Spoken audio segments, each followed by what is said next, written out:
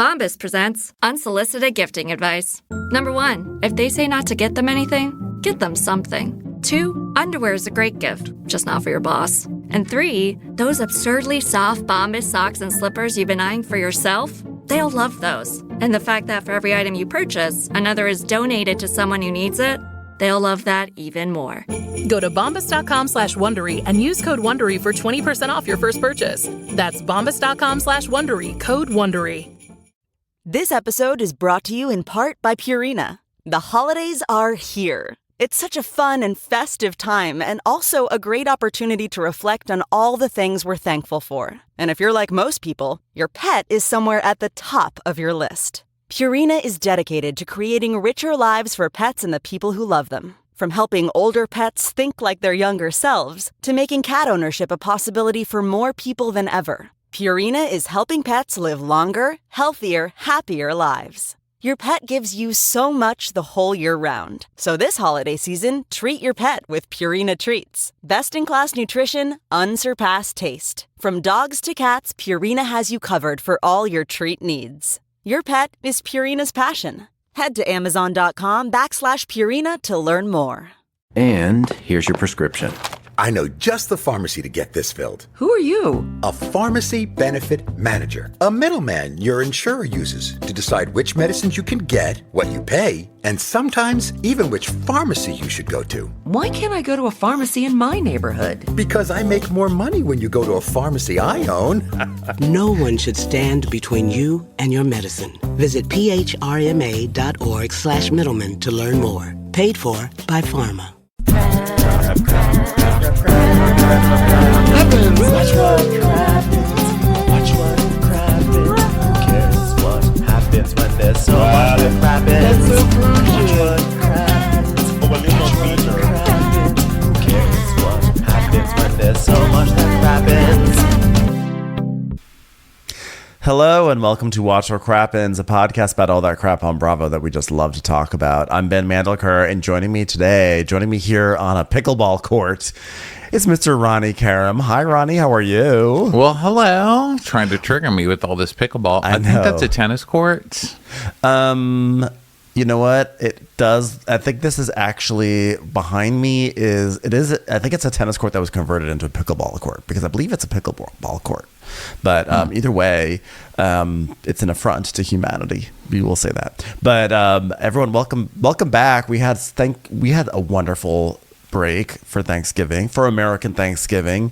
I feel very rested and rejuvenated, full of turkey, still eating that turkey.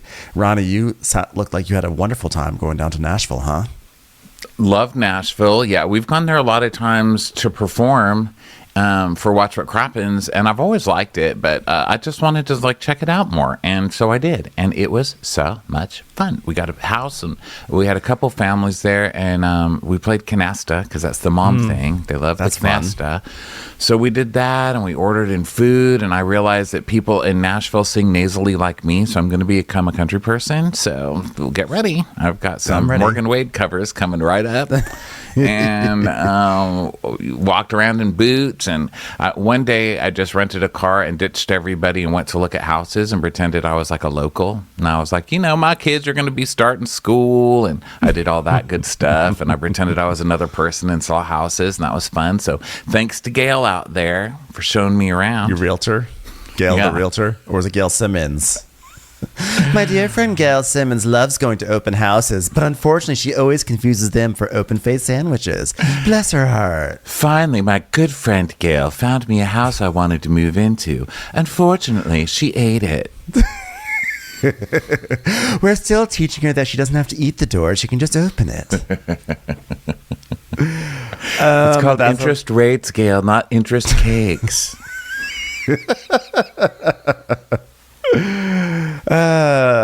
So anyway, by the way, we don't think Gail Simmons is fat. We're not fat shaming anybody. Padma Lakshmi is mean to Gail Simmons in our recaps, which is now over because Padma Lakshmi is leaving because she came out with some show on Hulu, so now she thinks she's just too fucking good for it. So you know what? On this is not Thanksgiving anymore, so I'm going to spread a little things, some things I'm not thankful for. I'm not thankful for Padma getting too big for her goddamn britches. Get back to Top Chef. I'm sure Kristen's going to be great. I don't want to watch Kristen, okay? I like Kristen. She's not a Padma. I want a Padma. Give me Padma. I want Padma all the time. Thank you. Although I think someone told me that Padma unfollowed Gail. I don't know if this is actually true or verified, but if she did, I think that's hilarious that Padma would unfollow Gail. She would never. I don't think she would ever. I mean, we could literally check it, but I don't feel like going down that path. I like having the mystery surrounding this, wrapped in enigma, wrapped in cash. So today we are talking about Real Housewives of Potomac, who will be going to your neighborhood, Ronnie, next week, it appears, in Austin. But for right now, they are not in Austin. They are just going to a pickleball court. So before we dive into that, of course, tonight we've got Crappy Hour. Hello. Come join us on Instagram at Watch What Crappens. That's going to be at 5:30 on the West Coast, 8:30 on the East Coast. We're going to talk about Bravo gossip, whatever's going on with these shows. Basically, we chat about all the headlines and stuff. You guys, it's live, so you guys can write comments and questions. We'll read them on the air and stuff. And then this is also on YouTube. We also have a simulcast on YouTube. But then for the last 15 minutes, that's IG exclusive, and we bring you guys up on stage, and you guys can talk and ask questions and all that stuff. So it's so fun. You may have listened to the episodes here on the feed. So again, Watch What Crappens on Instagram, at Ronnie Karam, at Ben Mandelker. Follow all three, and your life will be infinitely richer and full of more joy and fun. Less sorrow. And so also this week for recap, so this is obviously Potomac, and then we're going to be doing Crappy Hour, Salt Lake City, Beverly Hills, Miami, and Southern Charm. Those are the recaps this week. We will talk a little bit about what ends up happening on Below Deck at the beginning of one of these other recaps, but we will not be recapping Below Deck this week. I don't think, because it's too much. And really, we just want to see Kyle get fired. And so that will either happen or not happen in the first 5 minutes. So also, we could probably recreate it right now. Okay, this is what's going to happen. Kyle, there's just no room for someone like you on this boat. I'm going to have to let you go. All right, Cindy, I understand, I've never been in such a low moment in my life ever before, and I just feel like people don't understand because, I had to take on so much from Natalia, and now here I am fired because of her. That's basically what it's going to be. I think she's going to say, you know what we don't need on this boat? People like you. You know what we do need? People who need hugs. Do you need hugs? Oh, do you need hugs? Good, you're going to stay on the boat. You are promoted to assistant captain. Okay, hug needer? Congratulations. It's going to be you do not control me, bitch. Okay, Kyle, I'm going to need you to get up off the floor. Is this one of your panic attacks? It's just that there's so much going on. I miss Frank. Frank. I'm having an anxiety attack because Frank's not here. When I was 14 years old, I once had such a terrible day that I spilled over my orange juice, and to this day, this haunts me, and I've never felt so bad until this moment right now. I call this my new orange juice moment. I can't even eat hot dogs anymore. Why, Kyle? Because they're called Frank. Frank. So yeah, that's tonight. Halloween was very painful when I saw Frankenstein. I said, Frank. When I walked by the Lisa Frank store, I just couldn't even deal anymore. Okay, so Potomac in a pickle is what this episode is called. It doesn't matter the size of our home. I'm always the queen of this castle. Okay, Mia. So now we get plane shots, and Nneka is at the airport looking for her husband, who I believe is wearing his scrubs. He wore the scrubs on the plane, yes.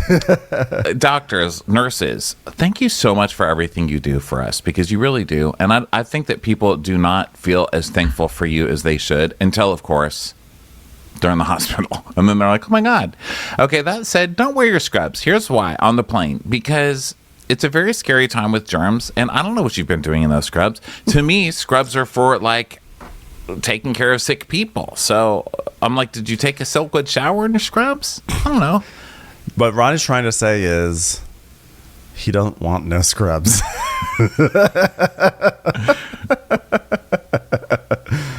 Yeah.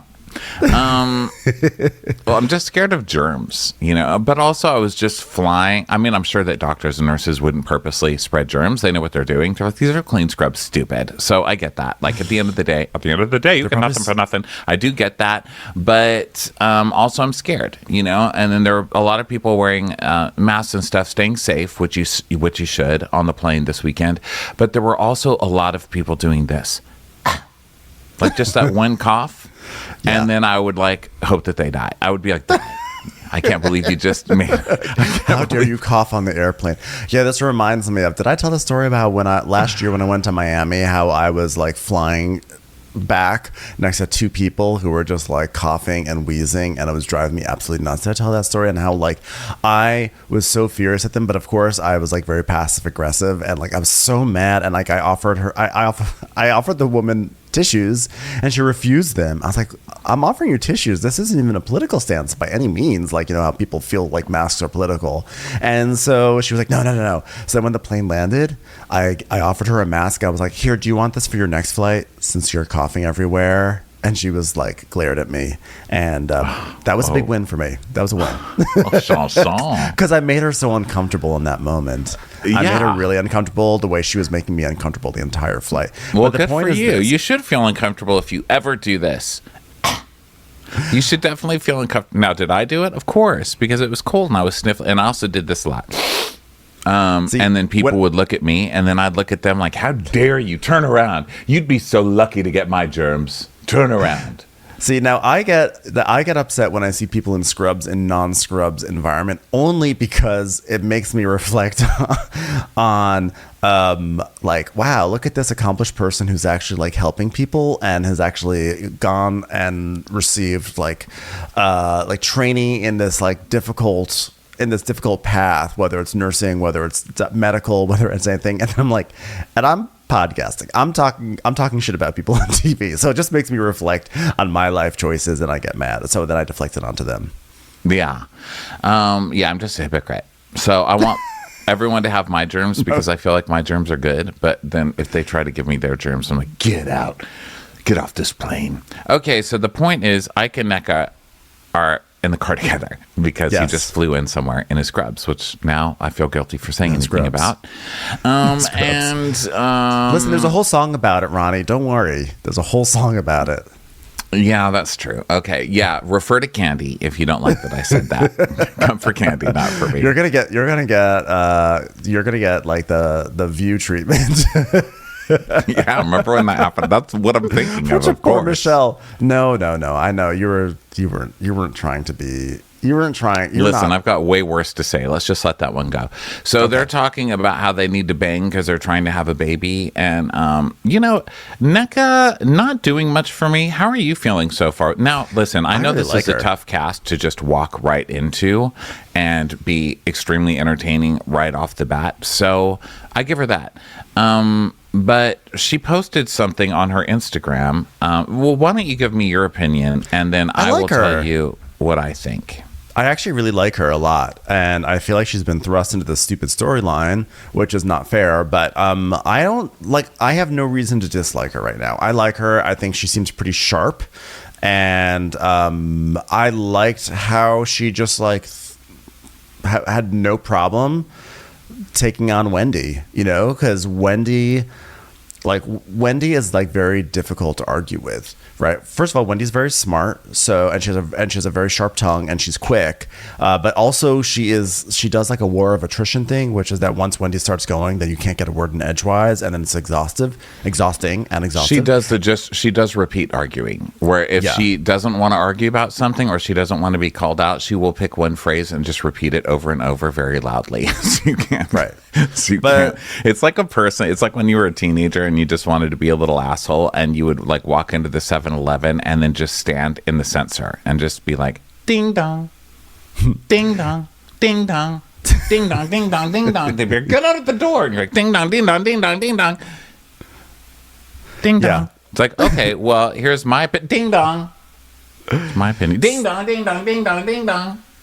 Well, I just feel like Nneka. I just like she gets in there, and she is a lawyer. Although I don't think she's a trial lawyer. But she, well, meaning that like what I was going to say is that she got in there and she was great with her words too. Like she was not like Wendy did not cause her to mess up. So what are you saying? She's a trial lawyer, so she was only good with the written word. She's like, well, you listen here, dear sir or madam. Well, I was saying she's a lawyer, so therefore, like the implication is, well, lawyers are used to like standing up in trial in court and like stating their case and like being undeterred. But she's not necessarily a trial lawyer, so that may not apply here. But I wonder if like she's counsel to like a company, so maybe like just being counsel gives like a clarity of thought about making your arguments.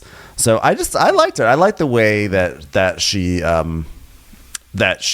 held her ground against Wendy. So that's later, but for right now, I'm like, I don't know. So this is the post she made. And this was on her Twitter, not her Instagram. Sorry. And I got it from Bravo Real Housewives, my favorite, on Reddit. It says, I have a publicist who handles all of my media and public relations. Any statements or communications attributed to me that do not come directly from my publicist or her office do not represent my views and should not be considered official. P.S. There's nothing to clean up when you're telling the truth. Well, when you're telling the truth, but how do I know about your publicist or whoever? Yeah. And why do you can't post this when you have like 4,000 followers? But what did she say? It's whatever she's saying sounds like did she get into trouble for something? I couldn't even find the part where she got in the trouble. I just found the part saying I have a publicist and it's like you've been on Housewives for 2 minutes. Okay, please stop with I want to release a clarification statement when there's nothing to clarify and see how people react. Just like, I just want everyone to know that unless you hear it from me, please question what you hear. Because unless it comes from me, it's not necessarily real. People are like, what happened, Ben? I'm like, no, nothing. I mean, I'm sure there was something, but this is Watch What Crappens, so you only get one little shrivel of the story. Now, in my own defense, I did, or not shrivel, what am I trying to say? One little strip of the story. But in my defense, I did try to look, but I couldn't find anything because she's got like 2 tweets. And then I was like, is this a trick to make me look through all your tweets? Because there's nothing here. Okay, objection. And that comes from a non-practicing lawyer, a non-trial lawyer. This is a person who's only watched Matlock. Objection. Yana.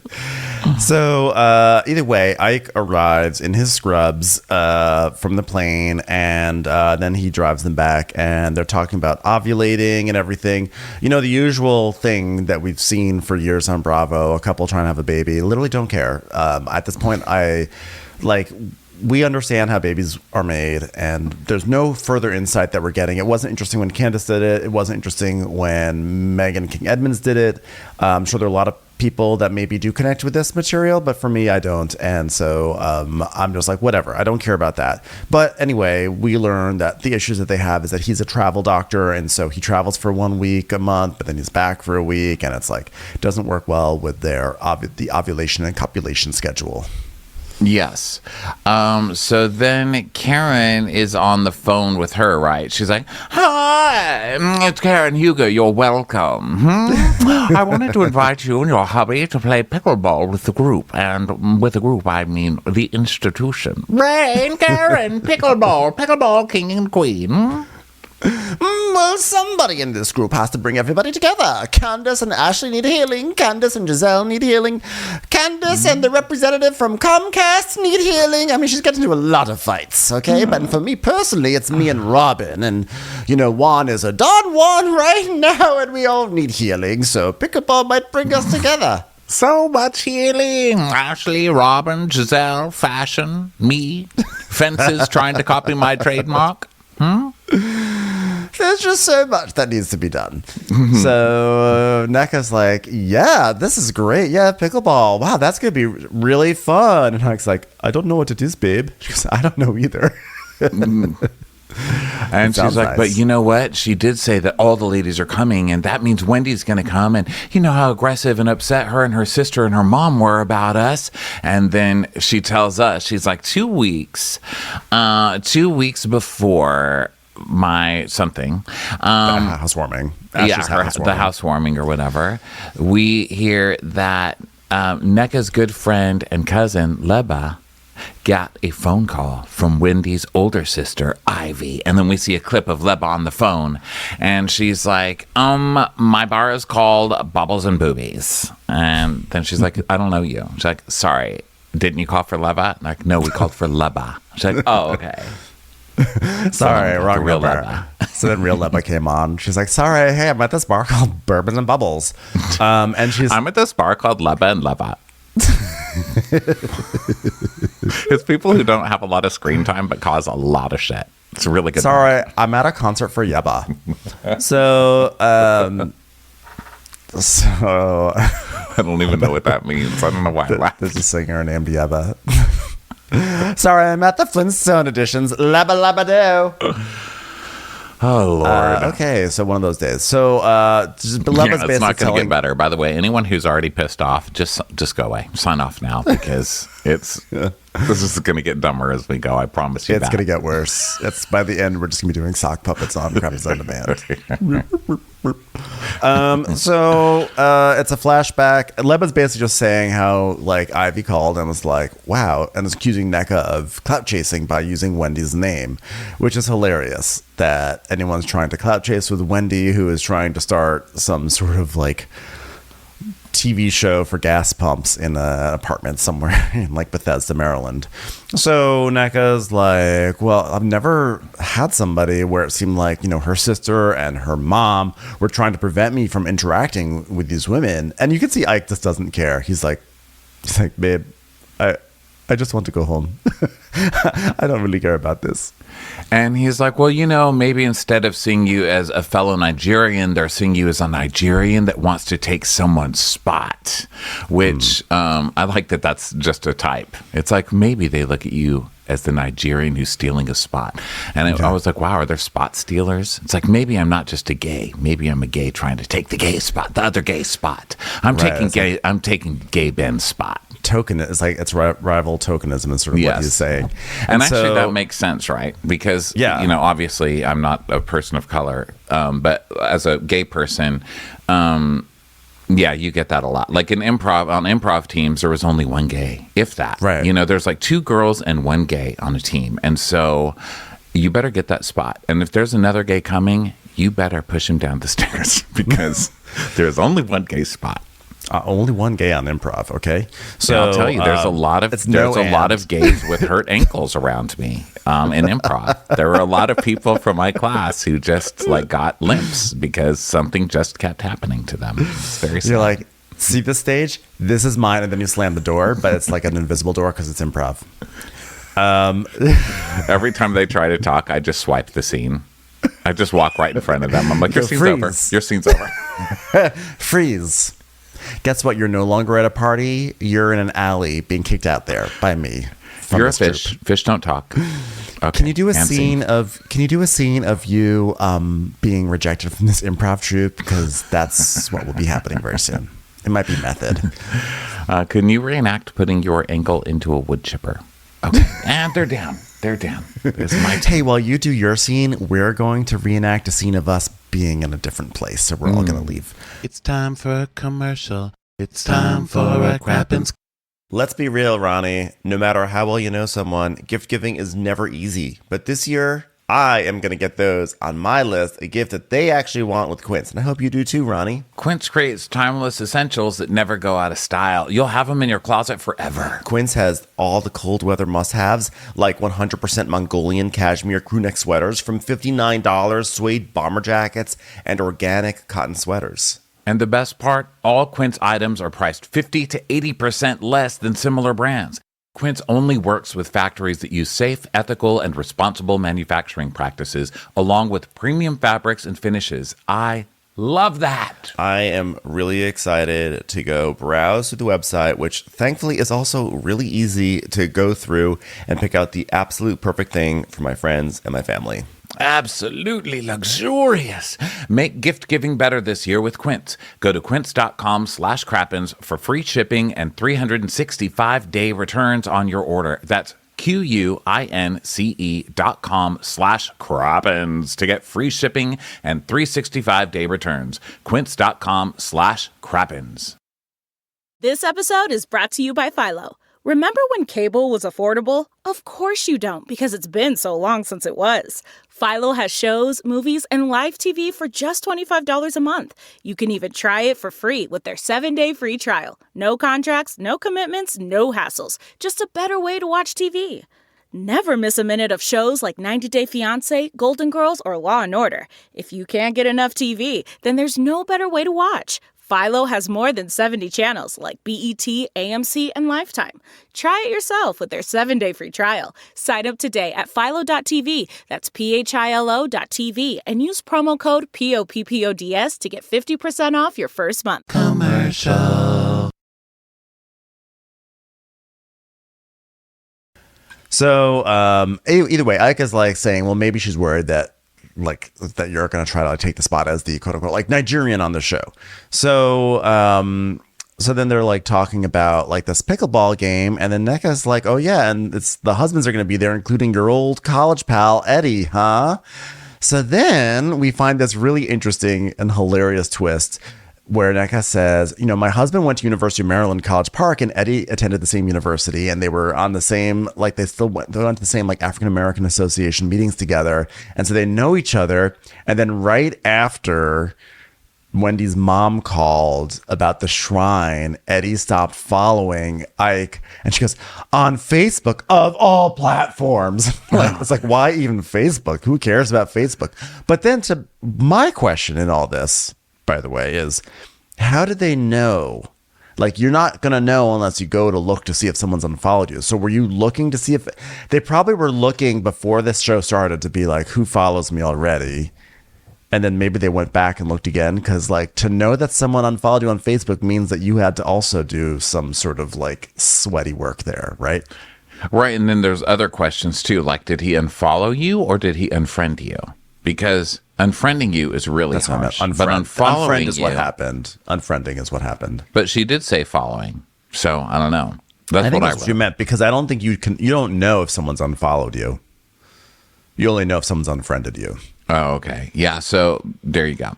So I don't really know, but I thought it was hilarious. That Wendy would be like, oh, really? This girl thinks she's going to come for me? Then you're going to, everyone's going to call her, and then you're going to unfollow her husband. And then he's like, really? Yes.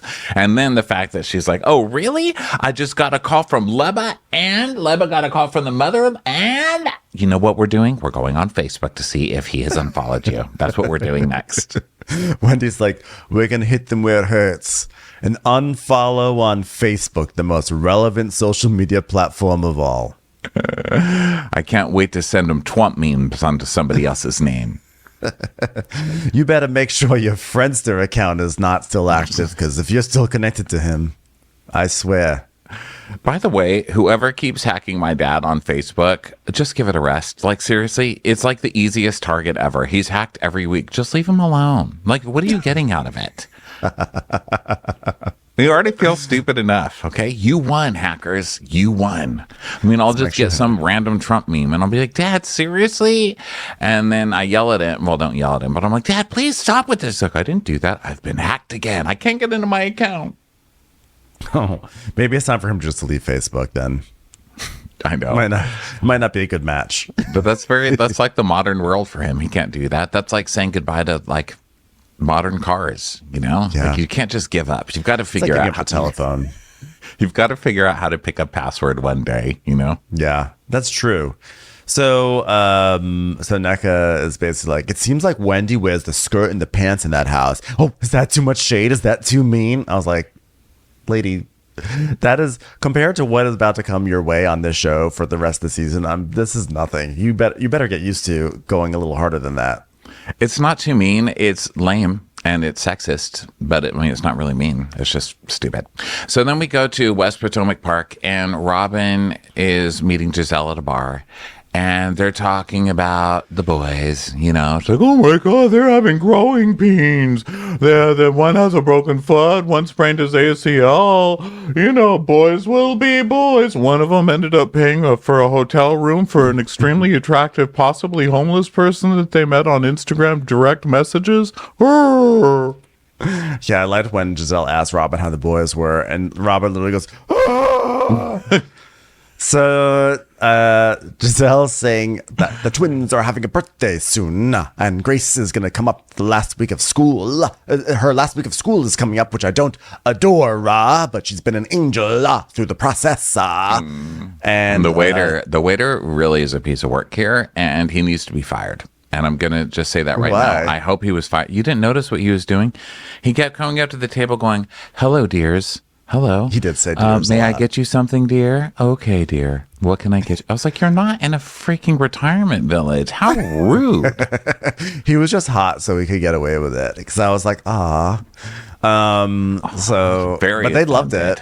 They loved it because Robin's like, "Oh, the waiter called you sweetheart." Giselle's like, "Yes, oh my God, he's young enough for you to pretend to date for a storyline."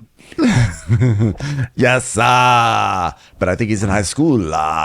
So Giselle saying that she saw Karen recently, and Robin's like, "Oh yeah, I got a text from her. It said, 'Hi Robin, both you and Juan are invited to join the ladies and others for fun game of pickleball tomorrow.' And then she also said, 'Get off me, just because you can ride me doesn't mean you should.' Signed the fence." I didn't know what that meant. Then she says, "Your account has just been debited $437 at the Omni Hotel." Oh, sorry, that was my Venmo. Juan! So Giselle says, well, she did say that she's open to talk to Juan. Not that Juan wants to talk to her, but is Juan going to come to this pickleball? Because obviously they have their opinion, as they should.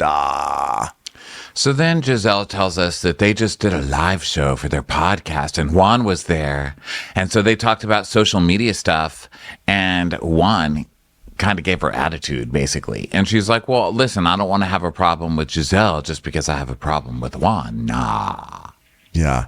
And Giselle's like, Juan kind of came for me, which is funny because Giselle is the primary comer for her in this group. And Robin is always Giselle starting shit. And then the minute someone says something back, she's like, your husband abused me.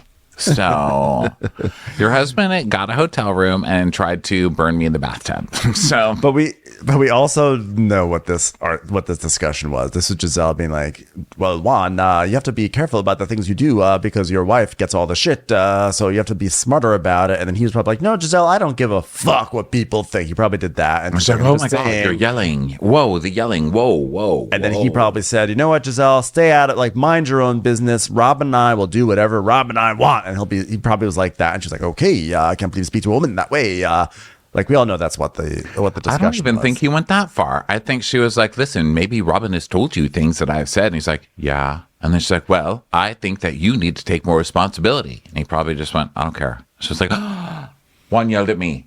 Juan has yelled at me in this hotel room. But by the way, I believe that Juan, because Juan has gotten surly with Robin several times, so I would not be surprised if he got a little surly with Giselle. But he didn't, because then she goes, she says, he kind of came for me. And Robin says, wait, you said he was yelling? And she goes, yeah. Then he sneezed on me, and he was in his scrubs still from the airplane. Wow, is there anything he can do right? So she goes, yeah, because you told him Giselle doesn't believe anything you've told me. So in my mind, that's yelling. It's like, but it's not yelling, Him saying something like disagreeing with all the shit you're talking about him on camera is not the same thing as yelling at you. This is 2 seasons in a row of Giselle doing this, so I don't believe Giselle. Well, also, by the way, Robin does Giselle a little dirty because Giselle wasn't saying, I don't believe anything that Juan said, even though that was sort of implied. Giselle was saying, like, he has to pay more attention to the consequences of his actions because it affects you. That's what Giselle was saying. And then Robin relayed it back in a way that was actually not cool for her friend because she basically has pitted her husband and her friend against each other. So Robin is like, but then Robin's like, yeah, well, his hearing is bad because he yells so much during coaching. So he talks even louder. So, like, if he was yelling at you, it's because he thought you were basketball. That's funny because isn't he currently in trouble for being too quiet as a coach? Ooh, look at you. I love that. I love that shade, Ronnie. That's good shade. I mean, it's true. And someone sent us a message saying, just before Ronnie starts ranting again about this, really? Juan and the school were dropped from that lawsuit. I have seen nothing that says Juan did, in fact, go to people and report the coach that was sexually blackmailing and harassing the student. So until I do, Juan still sucks. Okay. So she's like, yeah, you know, Juan just yells because he's a coach. And Giselle says, yeah, well, I will say that he was not happy with me.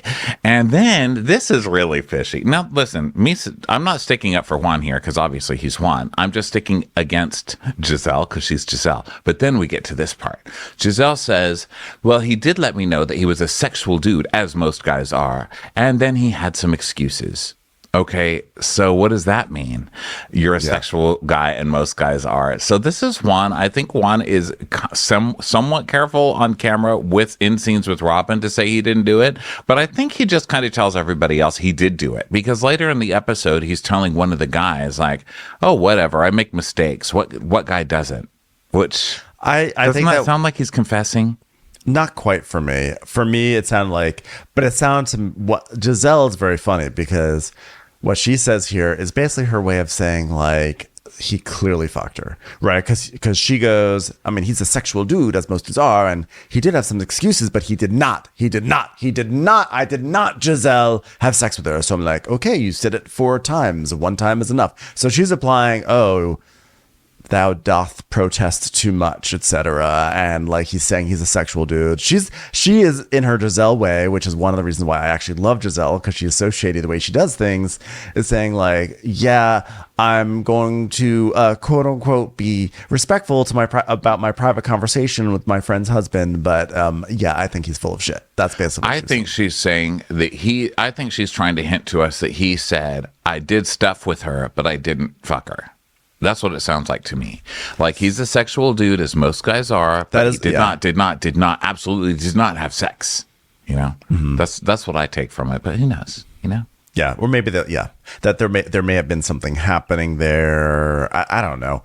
But either way, I thought it was her crafty way of saying like, no, of course I'm going to be discreet about our private conversation, but yeah, this is what I think about it. Well, here's the funny thing. Robin is up here denying that her husband was cheating with this Instagram hoe, okay?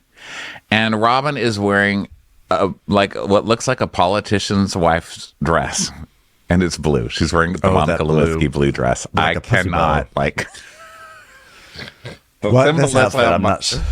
I don't understand it. This with has a big sort of like bow or flower or garnish on it. It's ridiculous. The symbolism of wearing that in the confessional where you're discussing the I did not have sex with that woman is hilarious. And how did no one pick up on that? You know, or was it just put there for me? God. Well, either way. Basically, Giselle, for the sake of her friendship with Robin and perhaps her podcast, she has clearly decided, like, okay, I'm moving on. So Robin's like, oh, by the way, the waiter's 28. Waiter's 28. Okay, I should not be telling you this, but she's like, oh, good. Tell me then.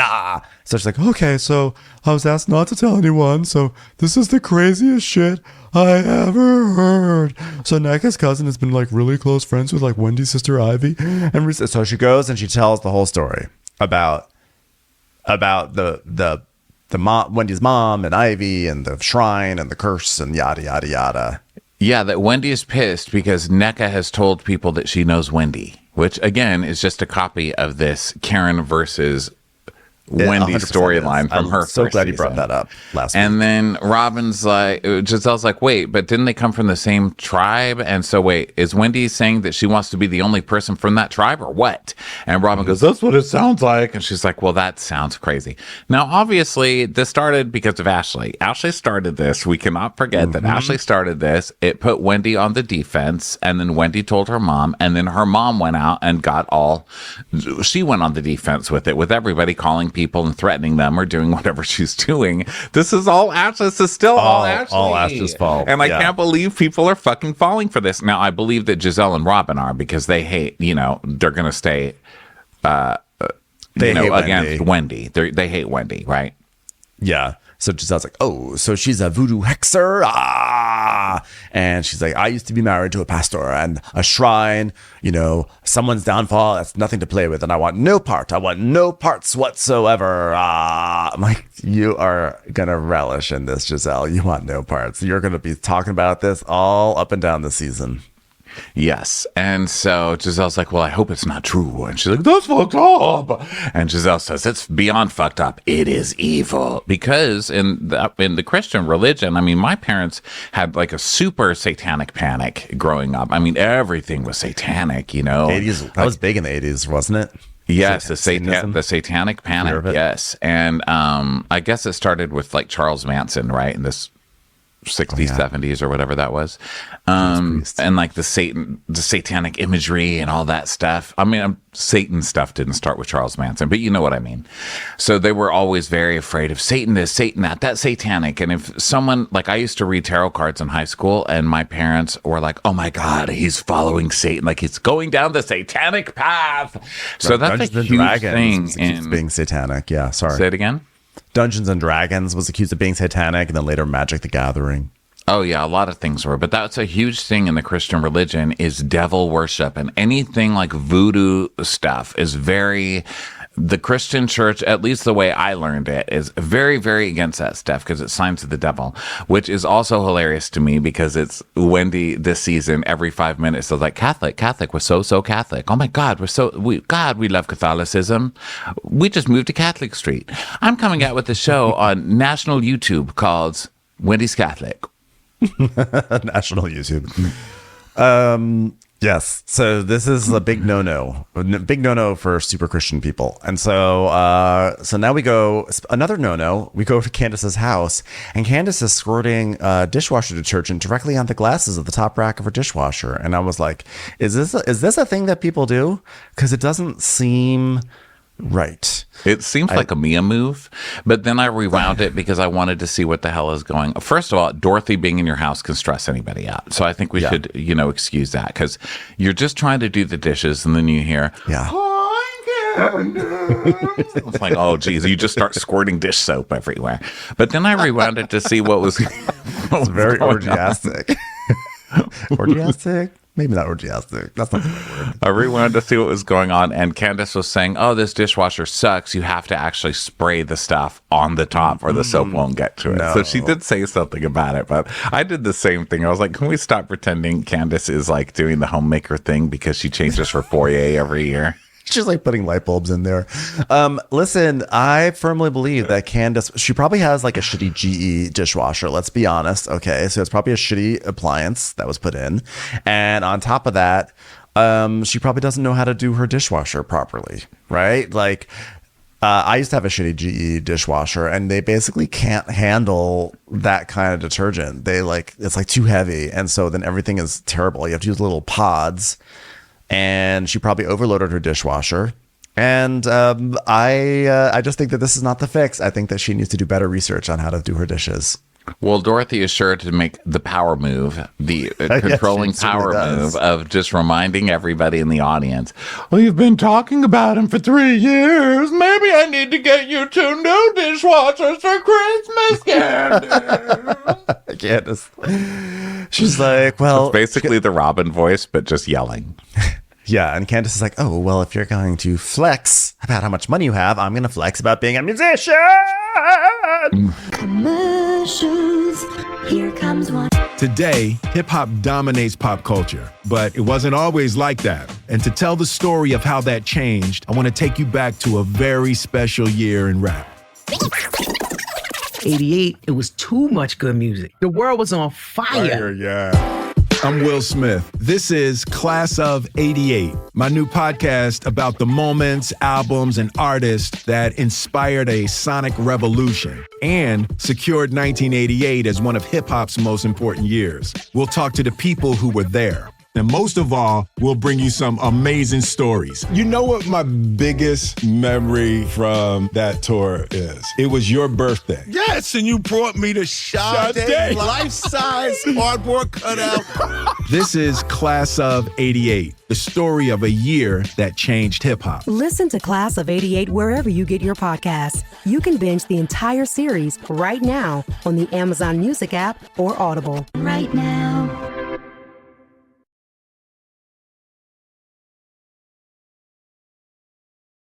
So she's like, well, can you give me a tour gift? Because I'm going back on tour. I'm like, don't you get a tour gift when you're done with your tour? And is a tour gift even a thing? Because I don't think I've ever gotten a tour gift. We don't get tour gifts. We just get like, you know what my tour gift is? Sleep. That's my tour gift. My tour gift is a nice stay at the Hyatt Place where you can get a Snickers bar every day if you want to. The Snickers bar is my ongoing tour gift. Actually, lately it's been honestly Twix bars ever since we did that Even the Rich taping, and they had that nice setup of candy bars for us. Oh my God, those Twix bars! I've been on a real big Twix kick. So let me tell you something. That will be my tour gift. Twix bars every single day. So they are talking about how they get along better now because Candace's mom really respects that Candace is an artist now. Like, okay. Candace's mom respects Candace, and this is just a stab in the dark because she has power again because she's putting money into this tour, and so she feels some control over Candace again. So they're being nice to each other, and Candace has to be nice while she's taking the money. That's what I'm guessing. And also else? Candace, good for you. You fucking should. And I just want to tell my parents who are not giving me any money, get off your asses, you lazy, lazy fucks, and watch this show and learn from Dorothy. Thank you. I want to go on and tour. Update your passwords. Update your passwords. But I think that Dorothy's also happy because this is the closest that Candace has appeared to have had a job in many years, right? Because what has Candace been doing since after the She's singing? Been selling hair pieces. Right, but on the show, what has been her? I guess she was selling hair on the show. She was her sister. Right? That was her first year. Yeah, her sister and her had that. She was working thing. the restaurant. I think Dorothy is just happy that Candace is doing something with a little bit of motivation too. But I think your theory is even better. That Dorothy has control again. Who knows? So they go talk about the tour and how it's worth spending all the money because you get exposure. They also, they decide to go outside to discuss this. They go out and Candace has this a large backyard, but it's sort of like sloping, and Dorothy's like, "Oh, the ground is uneven." Just like criticizing just slopes. She's like, "Let's see, how can I take my daughter down? Aha, let's criticize the slope." But they sit in this like random ass table all the way in the corner of the yard under like a tree, it feels like in a pile of leaves or something. Why are they sitting so far away? Isn't there a back porch they can use? They'd love to sit down the hill, right? On this show. Let's walk down the hill. Because I remember she did this with Chris once. I was like, why are they walking down the hill? There's just random things you see on these shows, who cares? But Candace is trying to tell us that her relationship with her mom is getting better, but you're literally going downhill. I don't understand. So Candace is telling us road life is ghetto and raggedy and ashy, and there's no moisture. Have a Twix, girl. Have a Twix or a Snickers, or maybe do the Ronnie thing. Have a Fruity Mentos. I love a Mentos. Oh my God. There's a way to find joy on the tour. I love those Fruity Mentos. So then she's talking about her and Chris and how they're fighting a lot because they're spending so much money. And then Dorothy's like, oh, really? So what is he doing for money? Is he working yet? And Candace is like, why are you talking like that, Mom? And she's, which I think Candace is kind of bringing it up so her mom will talk like that. I believe in using your mother's passive aggression as a weapon against your spouse. I think it's good. I think it's a good move. I've seen a lot of people do it in marriages, and I support it. Yeah. And Candace is like, well, he's doing virtual classes, even though that's not really a thing people do anymore. And he's private chefing events that happen in our kitchen, and I'm the client and I don't pay because he's my husband. So he's doing that. And Dorothy's like, and is he making money at that? She's like, no, Mom, he's not making anything. And then she sort of gestures the house. Like, of course he's making money. Look at this house that is definitely not plunging us into debt right now. Well, I would love to know if this is true, because she says when Chris was working at the restaurant, our biggest argument was our money, or his schedule, because I wanted to see him and I wanted him to do stuff for me. And then he quit the restaurant to make me happy, because happy wife, happy life. Is that true? Or did the restaurant get sick of being brought up as like bordello?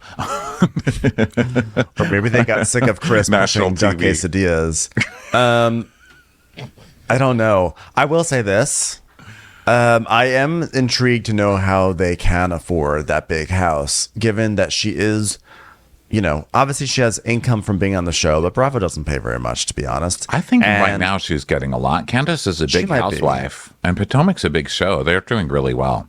Well, apparently the payment structure on Real Housewives is like the first season, it's like shitty, right? Every season that you're on, you get more and more money. So she's been on like 5 or 6 years. So she's getting more money. It probably is just from this show, because if he's just doing virtual classes, now that lockdown is basically over, I just don't see that being a huge breadwinner. And if he's not really working, and he also has other kids that he's supporting too. So I don't know what's going on, but I'm looking forward to when it comes out that they owe a huge amount of money on this house, because that's going to be next season. Yeah, I don't really know. I'm guessing Housewives money. That's what I'm guessing.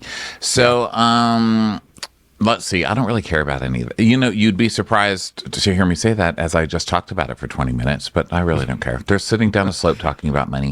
Yeah. So then the mom's like, so they start talking about whoever Candace is fighting with, right? And she's like, I was friends with Robin, but then she just sat by while her friend told all these lies about Chris, and she was just humping that fence. And, you just hear, yes. Oh, why am I so aroused? Yes. Do me in the picket. I feel like the basis for Candace's feud with Robin is very tenuous. I think this is not Candace's best work. This is not her best feud work. She's had much better. I'm on her side, though. Robin's such an asshole. And the only reason she supported Candace that whole time was because she knew her husband was cheating on her, and she wanted support when it came out on her. And then the second she jumped to Giselle's side to attack her even more, and was never really her friend. So I say fuck Robin, and I'm Team Candace on that one. Okay. So then Dorothy is the most exciting fight? No. But it's a fight with Robin. I mean, Robin can't even make getting cheated on interesting. That's true. So Dorothy is just like, I don't want you to be upset at people for so long and hold it against them, and then you're stressed out. I mean, life will take care of people. I mean, look at you.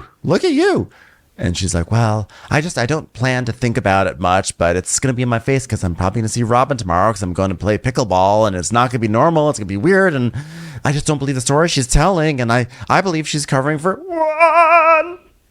And the mom's like, well, that's what adults do, Candace. They discuss things with each other. She goes, well, adults don't lie. And she goes, yes, they do. Fucking of course they do. Talking about, I just told you I'd buy you 2 dishwashers. Your husband said he's making enough from virtual classes. Exactly.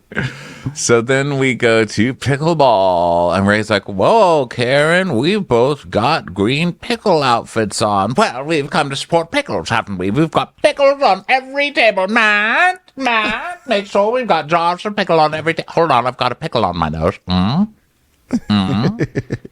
Visible pickle on my nose. Karen is a literalist when it comes to pickleball. I'm sure somewhere Teddy Mellencamp is very furious. It's a real sport and you should treat it seriously.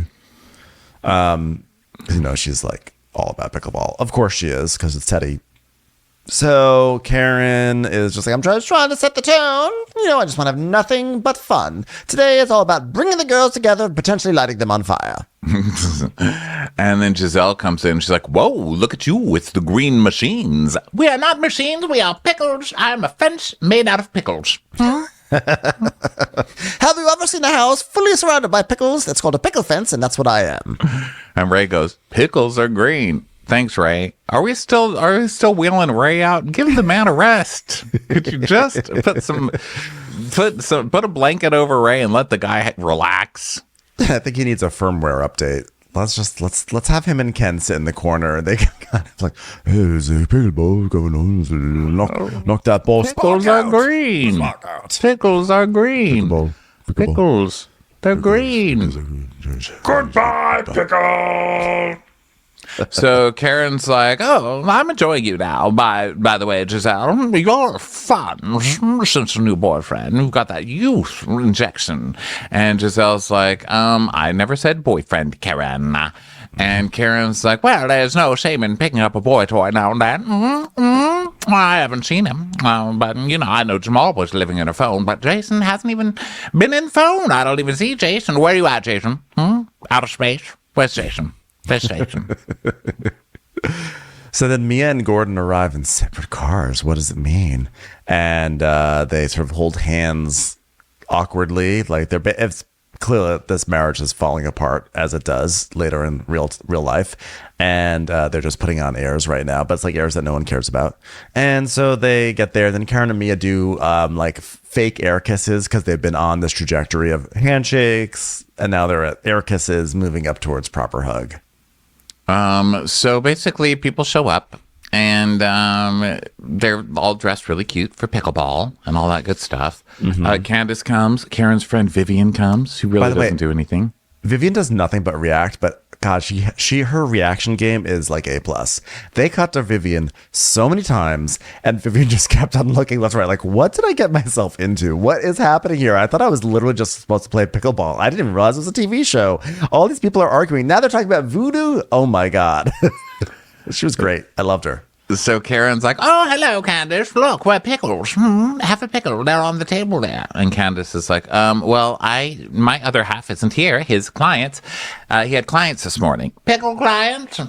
No, they're just people. Pickle people? No. Stay with the theme. Thursday is the day when he puts earrings on the dustbuster and pretends it's someone who wants to eat his food. So don't want to interrupt that for him. So Giselle's like, oh, do I speak to Candace? No, I do not. Why? Just rewind the tape. Hello, dear. No, further than that. And then we see a flashback of Candace last season saying your dwindling uterus was just waiting to be put on TV, and you sit up here with your privileged white-looking ass and you think you can say whatever the fuck you want to say. And I was like, oh yeah, I forgot how nasty that reunion got. Whoa, that was bad. That really did. So Candace is like, well, fuck that bitch forever. Her words had a grave effect on my marriage. Fuck her forever. And then Ashley comes in and she brings Stuart, her gay, and I'm assuming, which I guess I shouldn't, but he's like, hey, are you guys pickles? I was like, okay, that's her gay. And so then Candace, there can only be one. One gay? Yeah, that's right. Until I take his ankles out. Mine was like, didn't you apply for my troop a few years ago? Yeah, I remember that guy from improv auditions. That's why he's limping in next to Ashley. He's like using his pickleball. He's using his pickleball paddle as a cane. He's like, oh.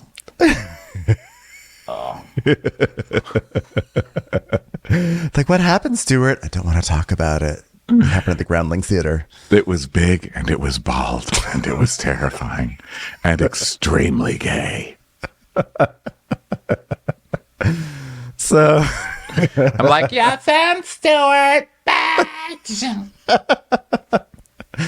So Stuart arrives, and then there's like silliness. Ashley's like twerking and stuff, and then Karen is talking to Wendy, and she's saying, well, we're gonna play a game in a few minutes, but I just want you to be open to talking to each other today, and I'm going to do a few things that will encourage communication. Okay, I'm going to keep everyone in a line where they can have a conversation, but if it goes left, don't blame me. So she's like, I'm gonna stir the pot, by the way, but don't be mad at me because I'm just doing what the producers want me to do. I know. She's like, this is episode. Wait, what episode is this? 4. This is episode 4, and people are still not speaking to each other. So we got to make an effort. We're making a TV show, guys. Let's make an effort here. So Karen makes the men go over and do the men thing, and then she splits everybody up. She splits everybody up on teams. She's like, I want Wendy and me on my team. No questions in my event. All right, Candace is with Giselle and Ashley. Now enjoy yourselves and find out that we can all have fun together. Let's eat a pickle. Drop pickles. Why are there pickles on every table? I'm disturbed by this party. It's too much. Well, everything's kind of messed up because, like, I'm not a big pickleball fan, but even I know that this is also an affront to pickleball because they have like 4 people on each side of the net. It doesn't make any sense. So Nneka arrives and she's saying hi to everyone, and she like hugs Mia, and then she walks by Wendy. She's like, "Hey," and Wendy just goes, hi, and then she just has this deranged smile on her face, like, I will keep smiling because I know the camera's on me. I'm just going to keep smiling and smiling until it swivels away. Well, and she's doing that thing where she won't look at her. She just says hi, but then she's standing with her pickleball paddle like straight ahead, and then she's like moving back and forth on her feet like in tennis, which I don't think you do in pickleball. But she's like, "Yep, I'm just concentrating on this pickleball game that's not happening. I'm not being cold because I'm smiling and I'm playing pickleball." And nobody knows that my mother has been calling threatening people lately, so just gonna keep it calm here. Smiling. So, and then there's like more tension because they're trying to figure out a team name, and Nneka is like, "Should we? I don't know. What should we call ourselves? Like team finishers? I don't know." And Wendy is like doesn't look at her. It's like, "What about team punishers?" There's just like weird energy between the two of them. So, so then speaking of weird energy, Juan and Huabin. That's their couple name, Huabin. So they come up and they drive up, and then we see like cast reviews flash on the screen of Juan and Robin of Huabin, and we just hear an echo voice as you see the quotes pop up. Wendy going, "Crossing the border for some hooch" by Wendy Asefo. "Fraud" by Candace Bassett, singer. Yeah. She doesn't have a job. Mia, lady. You're a CEO, it says. CEO of a chiropractic practice that she was pushed out of. Your life is in shambles and it's a lie. Karen, offense. I don't care as Juan comes in and the music changes. And Candace is like, "Is that Juan Dixon, player from the Himalayas?" And then Karen's like, "Well, they're going through all this shit, but they come in like they've done nothing." And then Wendy's like, "Well, I thought they'd be in Canada speaking French or something." I mean, she's trying. So then Mia's like, "Why wouldn't he be here? He doesn't have a job. I mean, it's either, pickleball or watch some TV." Ma'am, might I remind you, you no longer have a job either. It's not time to jobless shame other people. Okay, give back your house. Give back everything that you've taken from that family, ma'am. But the funny thing with me is that she literally has. She's like, "Yeah, we live in a 1-bedroom apartment now. Welcome." So there's lots of hugs and stuff, and then Candace is like, "I'm racking my brains to find out what Robin's issue with me is, and I'm coming up short every single time." And they just show like all these headlines of Candace talking all this shit about Robin in the press and tweets saying like it's time to recast her. Yes. I don't know why she doesn't like me. Candace Diller drags Robin Dixon for hiding Juan's cheating from Potomac cameras. So Robin's like, "Yeah, this lady trashed me and my husband, so yeah, I'm not going to talk to her." So I'm like, this cast has some real dysfunction happening right now in a way that's not healthy for the show, because it's one thing for people to have feuds, but if they're like not talking, that never works out well on Housewives. Yeah, and we're about to get a whole season of this on Jersey. So come on, get it together, Potomac. You're my favorite.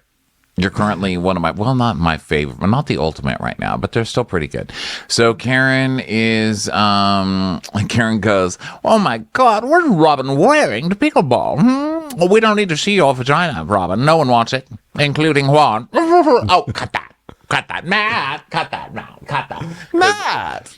Robin is in some kind of a black leotard with see-through tights. I'm not really sure.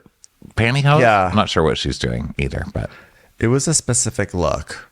We've been seeing some athletic looks this week on Bravo because we also had what Gertie wore to the charity basketball game on Miami, which was also a look. Karen also calls Robin's outfit she goes, "You look like a sheared Batman." So they're all playing. The guys are just like chuckling to the side because this is clearly not appropriate. This is clearly not pickleball rules, having 4 people on each side of the court. That's not a thing that happens in any racket game. And then we see team shit starters versus team finishers, and lots of pickleball and people going into the kitchen, and they're not supposed to go in the kitchen on the court, and then the men are playing, and then Robin's upset because she thought it was going to be like couples versus couples, but it's just this weird Karen Huger version of pickleball. And then finally everyone's like, "Okay, enough of this stupidity. Let's just eat some food." So Karen gives her speech. She's like, thank you, everyone, for coming. To be honest, not all of us are in good place. You know, there's Robin, Juan, Pickles, Ketchup. Actually, they're in a very good place. I hope that Juan and Robin become as good of a place as Pickles and Ketchup. There's my hope for you. I did have a speech planned, but honestly, I forgot it. Ray, what do you have to say about it? He's like, pickles are green. Good job, Ray. All right, Ray, that was close enough. Sort of on theme. Works for me. So then Juan and Ike are talking a little bit, like talk about going to Maryland, and then Karen's like, everyone, okay, there's pickles on your table in case you didn't notice, so please open up your pickles. If you're gonna, please feel free to open up your pickles and enjoy a pickle on your table because it's pickleball. So they start talking. So they start talking, basically getting down to business, right? So she's like, oh, and speaking of the women, Robin showed up, and Robin didn't have to show up. And Robin's like, stop saying my name. I think she was trying to say something nice, Robin. Jeez. Yeah. But Robin's like, oh, don't even say my name. So Juan walks off. He's like, I'm not going to be involved in mess already, right? And Ike's like, yeah, me too. I'm not going to listen to that. It's like, okay, Ike, you've been here 5 minutes. You're not even involved in anything yet, okay? You need to get involved. So he walks off. So Nneka tries. She's like, listen, the message between us got lost, Wendy. And Wendy's like, okay, that's fair. And Ashley's like, okay, yeah, because I brought up a conversation that we had, and I told you the wrong thing, Nneka. And I even told Wendy I told you the wrong thing. And Nneka's like, and I appreciate that. And Candace is like, so you guys are good then? And Nneka's like, well, I don't have a problem with her. And Wendy's like, I don't even know her. How could I have a problem with her? What? Who is she?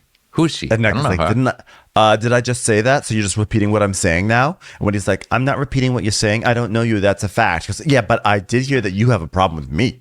And Wendy goes, how do I have a problem with you if I don't even know you? She goes, well, I'm aware of the phone call your mom made to my in-laws saying that she submitted my name to a shrine. I was like, boom, boom, boom, boom, boom, boom, boom. The old shrine fight. It's a classic on Bravo. That really just tumbled out there. I was like, this is good. I'm interested to see how this comes out. But I'm aware of the phone call your mother made to my in-law saying she's committed my name to a shrine. I was like, yes. What a packed sentence. And then she's very go to commercial, the shrine commercial, you know? Yeah. We come back and Nneka goes, like, I heard and I'm aware. I was like, that's very lawyerly. I heard and I'm aware. I read in this clause that this was stated of the phone calls that your sister made to my in-laws about me being part of this group. And I'm aware of the phone call that your mom made to my in-laws saying that she submitted my name to a shrine and threatening to send my in-laws' name to a shrine. And Wendy's like, my mom? And she goes, yes, your mom said these things. She goes, sweetie, what in-law? What? I don't even know what in-law. So no. So then we know that Wendy's lying, okay? Yes, because Wendy is the worst fucking liar. Okay, Wendy goes, sweetie, which, you know, is the first clue when she starts saying sweepy. She's stalling. But she goes, sweepy, I never called you. Who's your in-law? I never called you. Okay, so she didn't say that you called. She said that your in-laws, you know, Wendy tries to trip people up. So then Nneka's like, Leba is my in-law. And she goes, well, I never called Leba. That's not the accusation, and you know it. And Nneka's like, no, your sister called Leba, and you were on the other line. And she goes, oh, okay, so now you're switching, because you just said that I called her, and I never called her. Well, that's not what she said. And this is why I can never be on Wendy's side in a fight, because she tries twisting it in a way that the other person never said this, and now she's going to make the other person saying this thing that they never said into the reason that that person's a liar. It makes me nuts. Exactly. And so Nneka says, I never said your sister. And Wendy's like, you just said I called her. And so Nneka says, well, let me clear that shit up. And Wendy goes, so clear it the fuck up. And Nneka says, I'm clearing it up, bitch. What the fuck are you talking about? She's basically like, shut the fuck up so I can explain. And then Candace like, wow. Candace, who has like one of the dirtiest mouths on this show, suddenly is like clutching her pearls. Candace, who they just showed a clip of, saying, you're a dwindling uterus. I know. She's like, you called her a bitch. So now they're just, you know, being messy. So Nneka's like, well, don't tell me to clear it the fuck up. And Wendy's like, I've been nothing but nice to you, and you call me a bitch? Your mother just said that she's putting her name in shrines. What are you not hearing here? So then Karen is telling Giselle, this is your fault. and they're laughing. And then Wendy's like, I don't know you. I don't know you. And Nneka says, well, you know me well enough for your mother to threaten me. And Wendy says, pull out the phone records then. Pull out the phone records then. Which, why didn't you? Now let's go back to this. Nneka, where are the phone records? Pull them out. I would like to see them as well. Yes. Well, we do see them on screen, but she obviously does not have them there at that moment. So Nneka she's like, she called my in-law on Good Friday, like Good Friday to that. And Wendy goes, you sound so crazy. And Mia's like, well, by the way, she said the same thing about me. She called me a bird brain. So that just goes to show. I mean, would a bird brain immediately make up with Wendy in a few minutes? I don't think so. Mia, why are you eating the pickles without your hands? You're just dunking your face down into the jar. I don't know. Bird brain. So Wendy's like, you've been a hater since day one. And Nneka's like, girl, bye. Hate you, like, what? Like, why would I hate you for one? Whatever she says. So Wendy's like, she's like, yeah, for everything. You've hated me. You failed. You tried to attack me, but you failed. You failed. She's like, You failed. You tried it. You failed. So Nneka's like, okay, she has no response for me. That's what this means. Ding dong. Nneka's like, attack you for what? Like, what did I attack you for? And Wendy goes, it's a flop. It's a flop. It's a flop. It's a flop. I just wrote, Wendy is so cringe sometimes. Wendy's fighting is so cringe. So then Nneka's like, go ahead, put on a show, baby. And Wendy just keeps repeating, ding dong, ding dong, ding dong, ding dong, ding dong, ding dong, ding dong, ding dong. Flop, flop, flop, you're a flop, you're a flop, you're a flop, you're a flop. And so then we cut to the guys, and Eddie's like, well, look, Juan, as long as they're not talking about you. And Juan's like, oh, man. He's like, I don't give a shit. I don't care. I'm just a humanitarian. And Eddie's like, well, everyone and their mom wants to talk about this, fellas. Like, and you don't give a shit. I like this one. This guy's great. And it cuts to Ike just sort of scowling, because we didn't mention that when Eddie and Wendy walk in, Eddie goes up to Ike and shakes his hand and goes, Eddie, hey, I'm Eddie. Nice. Yeah. And it's like, you see Ike is like, what the fuck? Like, we're Facebook friends. We were Facebook friends. So then Juan's like, you think I give a shit? I don't care. Nobody's perfect, which is Juan's like, that's what I mean by it. Always sounds like Juan's confessing to the guys. So then Robin is talking to Ashley, and she's like, well, look, Nneka told me this when we met for dinner, and she's not going to let her get out of anything. And Ashley's like, wait, do you mean there's more to the story? And Robin's like, yeah, and she's not going to let her get out of it by just repeating herself over and over again, because that's what Wendy's trying to do. She's trying to shut down this conversation, because obviously Nneka hasn't gotten the whole thing out, right? Mm-hmm. And so Candace is saying Wendy's not responsible for what her mother and sister do, which of course is convenient for Candace, whose mother is a disaster. But I mean, I do agree with her. Lord knows I cannot be. Please do not hold anything my mother does against me. Good God, And then so Nneka's like, so Candace, you're okay with that then? And Candace says, I'm not saying I'm okay with that, but as a singer who's about to go on tour and about to receive a tour gift of potentially a dishwasher, you shouldn't hold her to a standard because her mom and her sister said something. So then Wendy's like, let me be clear. There was a conversation had with her and Ashley about an article that came up about having about us being Evo, and this thing about being Osu, and you say this thing about the shrine, and that is false, and that incriminates her because that speaks to that Osu article that she brought to Ashley. Which and then Ashley's like, oh my God, I already told Wendy that I miscommunicated the conversation. Oops. And I have Nneka, and like the fact that she introduces it, that wasn't necessary. Oh my God, I didn't plan for this to happen at all. So then Wendy's like, the whole notion of Osu, she's incriminating herself, and she's saying, you were at my child's first communion, and my mother worships the Holy Savior, Jesus Christ. And then we see a clip of the mom being like, as the mother to these children, I say yes. Thank you for letting me have these children out of my own womb. These children who I birthed between my legs. And Nneka's like, yeah, at day she worships Jesus Christ, but by night she's submitting names to shrines. And everyone's like,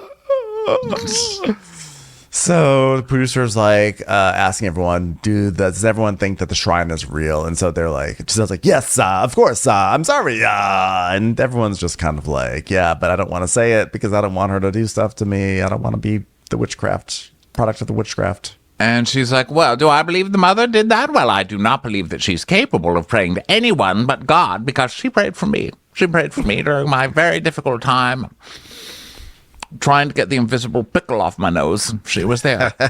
She was there praying for me. And look at me, I've become a fence. I've officially become a fence. So.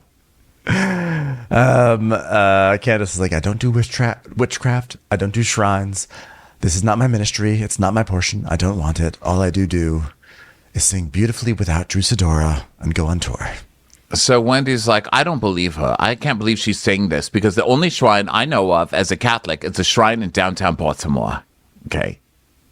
Yeah, and she says it's not negative and it's not rooted in black magic. I was like, wait, I thought this was going to be a burn, but I was like, oh, is this actually just a statement of, is this just information we're getting?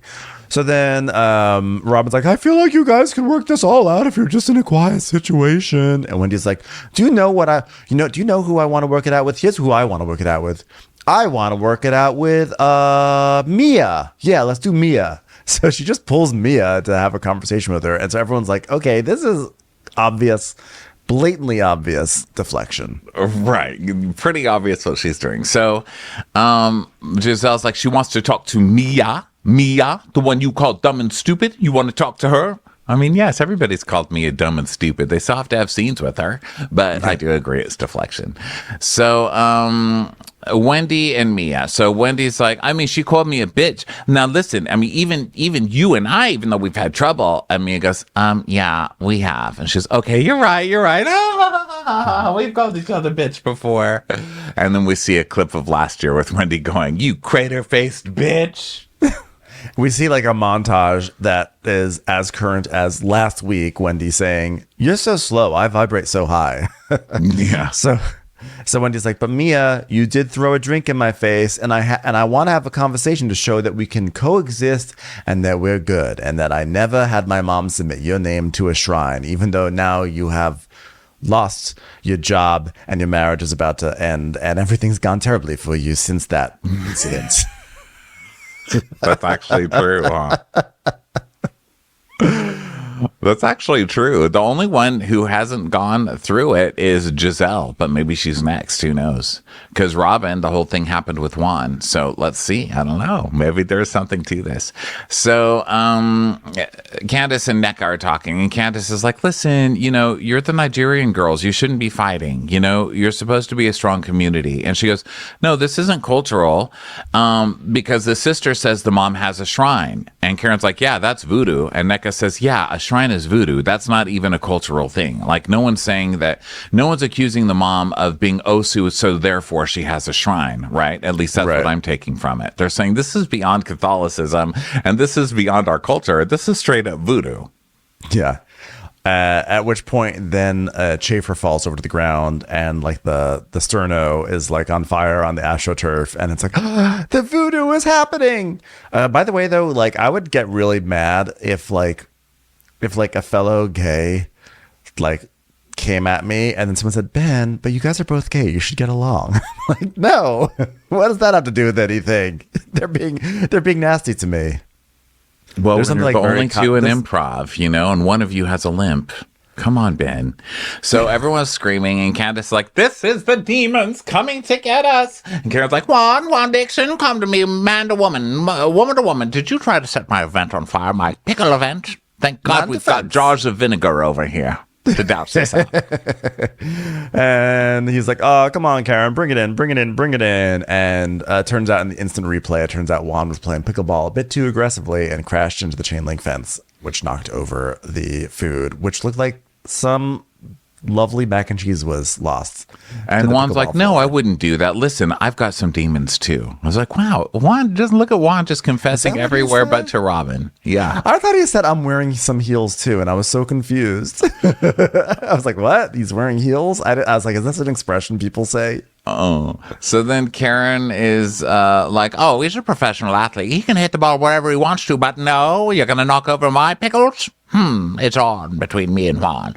So then, let's see here. Wendy is basically telling Candace, I was so nice to her at Ashley's thing. I gave her my number, but then she comes at me like this. And guess what?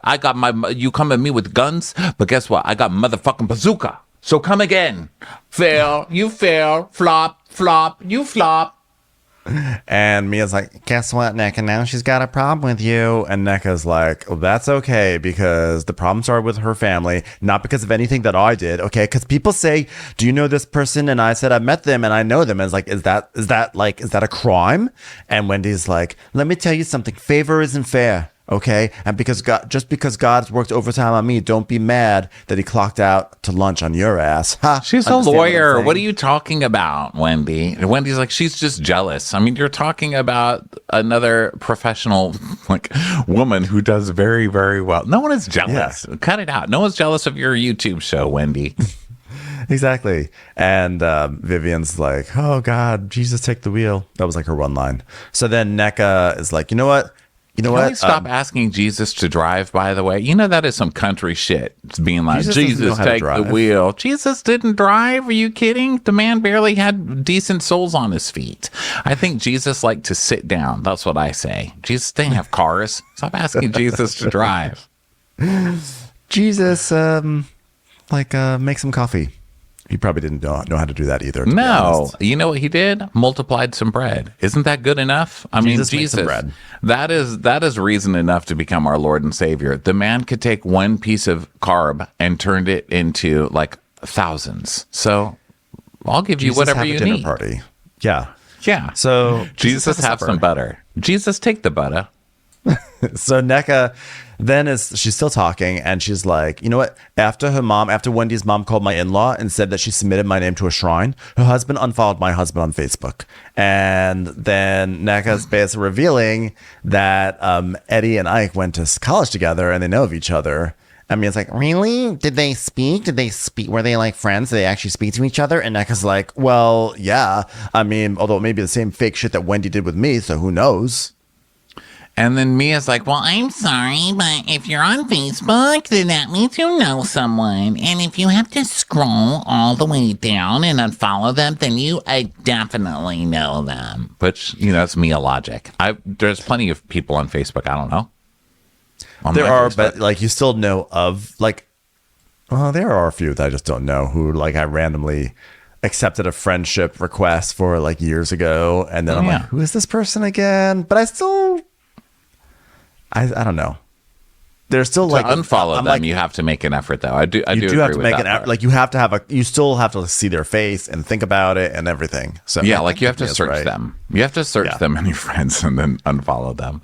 And also, who honestly, I feel like with Facebook, I don't even unfriend anymore. I'm just like, it's too much work. Just look at your horrible content. Well, because I feel like they knew that they were following, because when you get cast on the show, of course, you're going to look on your socials and see, how do I know any of these people or whatever? Exactly. And they're going to look you up and be like, how do we know any of these people? So between then and now, she's like, we don't know them. Wendy's like, unfollow. So then Mia is asking Ike, do you talk to Eddie and do you know him? And then Eddie's like, so do you know Ike? And Eddie's like, I just met him. I mean, and she's like, you were friends on Facebook, right? And he goes, but I know a lot of people on Facebook. Yeah. And Wendy's like, uh-oh, now you got Eddie activated. Eddie's super mad now. Eddie does not look activated. He just looks like, oh my God, what the fuck do I say now? What did my wife get me into? I just said I would unfriend this person on her request, and now look at this. So now Eddie's standing with Ike, and Mia's like, well, you just said he unfollowed me on Facebook. And Ike is like, yeah, Eddie, what's up with that? And Eddie's like, when did I unfollow you on Facebook?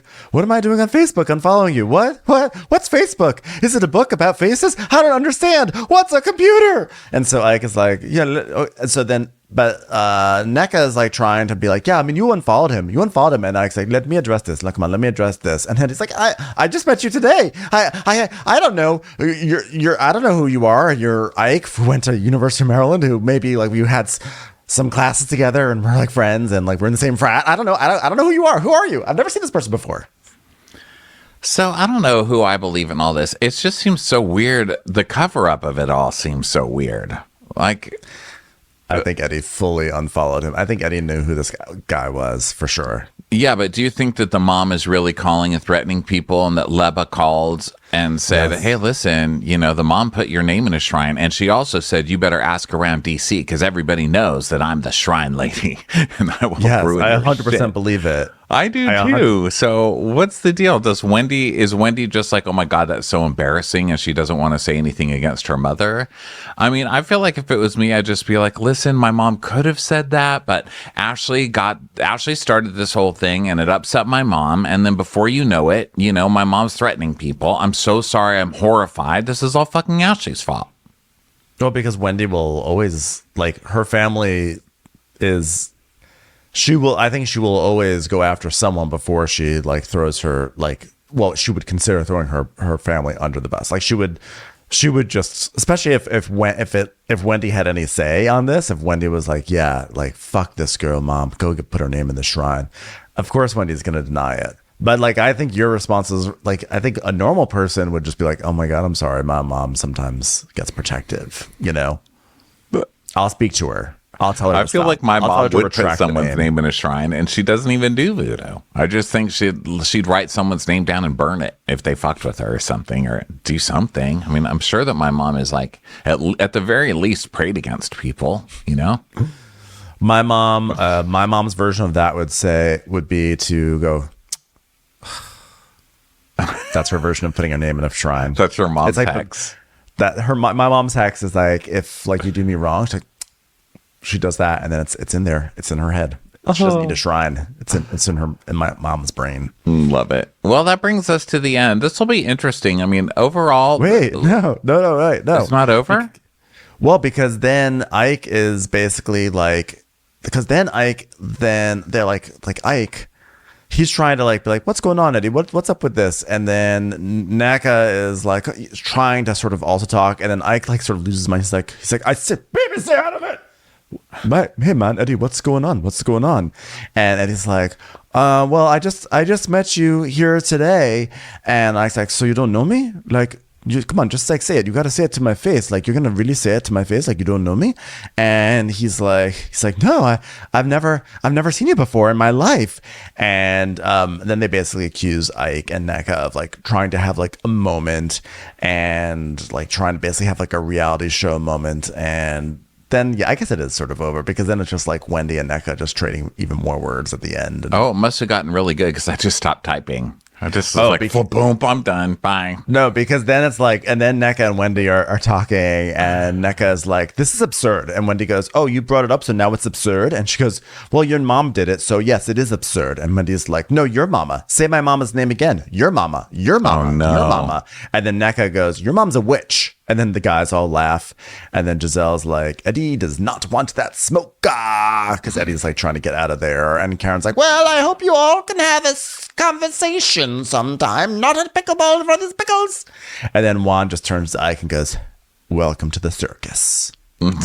Okay, so I don't know, but I think Wendy's full of it with her whole what, you said I called you, then you're lying. That right away, I was like, Wendy, come on. This is Wendy fighting dishonestly against Nneka. So then that made me just believe everything that Nneka says. And honestly, I still do. Because I feel like if she was making it up, she would have made it up in episode 1. She wouldn't have waited until after that stuff happened in episode 1. Don't you? Mm-hmm. Yeah, I think that I fully believe Nneka, because this is so outrageous. When she told the story last week, she had a look in her eye can you believe this crazy shit? I have to tell you this is bizarre. To me, it does not feel like a thirsty thing. I actually don't feel like Nneka and Ike are very thirsty in general. I think they're just standard reality show people. So I guess given that there is a base level of thirst that comes with that, but I fully believe Nneka on this, and I think that Wendy is trying to deny, and Eddie's backpedaling because he got into this situation. I mean, I felt like Eddie was so caught. It was hilarious, and didn't love the way Ike snapped at Nneka, but yeah, we'll see what happens. Yeah, we'll see. All right, everybody. Well, thank you so much for being here. We will be back with Crappy Hour tomorrow. Well, it's tonight live, but it'll be replaying through audio tomorrow. Also, we are going to do an Amazon Cyber Monday sale on our bonus episode. So if you want to come shopping with us on Cyber Monday, head over to patreon.com/watchwhatcrappens. That's also where you get the videos for this hear recap. Okay, so we're on video every day now. I'm so excited. All right, thanks everyone for being here. We'll catch you on the next one. Bye. Watch What Crappens would like to thank its premium sponsors. Ain't no thing like Allison King. Ashley Savoni, she don't take no baloney. Strolling the park with Caitlin Clark. She's not just a Sheila, she's a Daniela. Itchels. Aaron McNicholas, she don't miss no trickolas. She's never scary. It's the Green Fairy. Jamie, she has no last namey. Hava Nagila Weber. Know your worth with Jason Kurth. She's the wind beneath our Jennifer Wing. Sip some scotch with Jessica Trotch. She's always supplying. It's Kelly Ryan. Kristen the Piston Anderson. Let's give a kisserino to Lisa Lino. Megan Berg. You can't have a burger without the Berg. The Bay Area Betches. And our super premium sponsors. Somebody get us 10 cc's of Betsy MD. We're taking the gold with Brenda Silva. Let's get real with Caitlin O'Neill. Don't get salty with Christine Pepper. Can't have a meal without the Emily Sides. Nobody holds a candle to Jamie Kendall. She's not harsh. She's Jill Hirsch. She's a little bit loony. Junie. My favorite Murdo, Karen McMurdo. We love him madly. It's Kyle Pod Shadley. Let's go on a bender with Lauren Fender. We want to hang with Liz Lang. The incredible edible Matthews sisters. Give him hell, Miss Noel. She's the queen bee. It's Sarah Lemke. Shannon, out of a cannon, Anthony. Let's take off with Tamla Plain. She's quite the catch. It's Victoria Cotchett. She ain't no shrinking Violet Kuchar. We love you guys. Hey, Prime members, you can listen to Watch What Crappens ad-free on Amazon Music. Download the Amazon Music app today. Or you can listen ad-free with Wondery Plus in Apple Podcasts. Before you go, tell us about yourself by completing a short survey at Wondery.com/survey. It's almost that magical time of year. Speaking of, what's your favorite Christmas story, Ben? Hands down, The Grinch. Same. It cracks me up that he hates all the merriment. Right, and he steals everyone's presents. But then it's like so heartwarming at the end when like the whole town is still singing and he realizes that there's more to Christmas than just gifts. Oh, I know. It hits me right in the feels. Best part is, Wondery has a new podcast starring The Grinch, and I think there's someone who wants to tell you more about it, Ronnie. Hi, it's me, the Grand Poobah of Bah Humbug, the OG Green Grump, the Grinch. From Wondery, 'Tis the Grinch Holiday Talk Show is a pathetic attempt by the people of Whoville to use my situation as a teachable moment. So join me, the Grinch. Listen as I launch a campaign against Christmas cheer, grilling celebrity guests like chestnuts on an open fire. Your family will love the show. As you know, I'm famously great with kids. Follow 'Tis the Grinch Holiday Talk Show on the Wondery app or wherever you get your podcasts.